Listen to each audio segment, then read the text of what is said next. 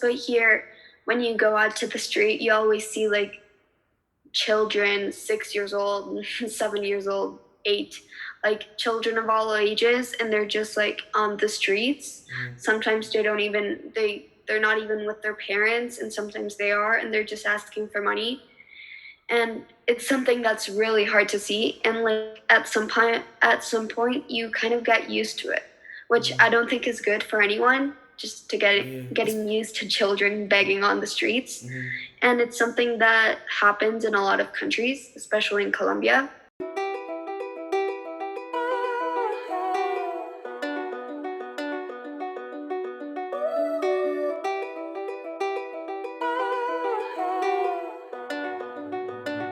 Zetra, you crazy?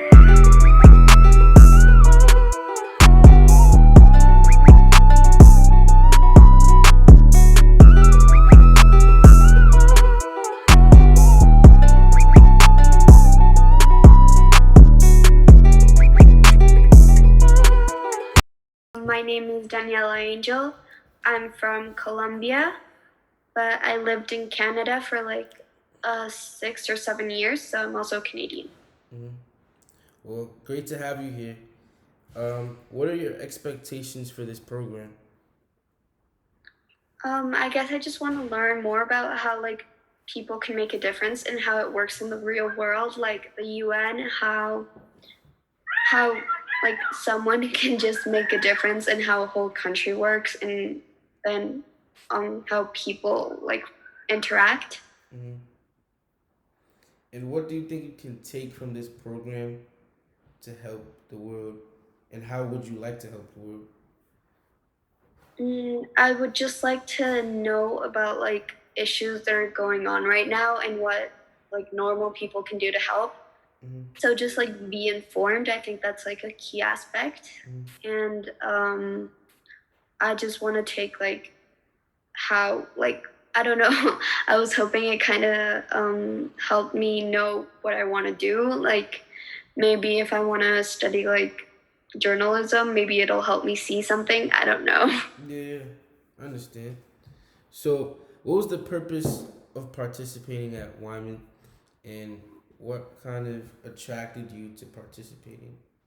When I saw the program, it was kind of like I just wanted to see what it was like, and after that, I don't really have a plan, but I just wanted to see the people that participated and like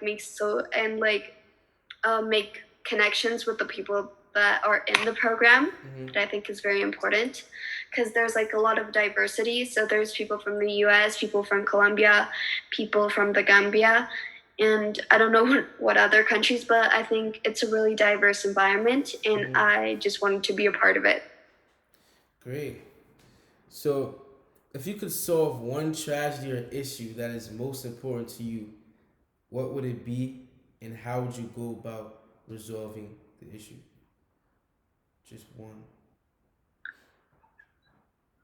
I don't really know. Like, there's so many things. But one issue that you feel like is most important to you, that really hits your heart, that really connects to you, and like what's around you.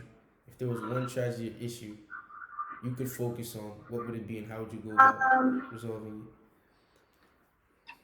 Guess child care, like the how the system works, because well, I think there's a lot of inequality there. So I think that'd be like something, and how I'd go about solving it. Uh, well, I don't know. Sometimes children in really difficult situations, so like domestic violence, don't really have someone to talk to. So there'd be, I don't know, like a team, like psychologists and lawyers to just like help the children and their mothers. I think that'd be something I want to work on. Has your environment or what you see around you shaped your thought on childcare? Yes, because, well, it's not about domestic violence, but here, when you go out to the street, you always see like children 6 years old, 7 years old, 8, like children of all ages, and they're just like on the streets. Sometimes they're not even with their parents, and sometimes they are, and they're just asking for money.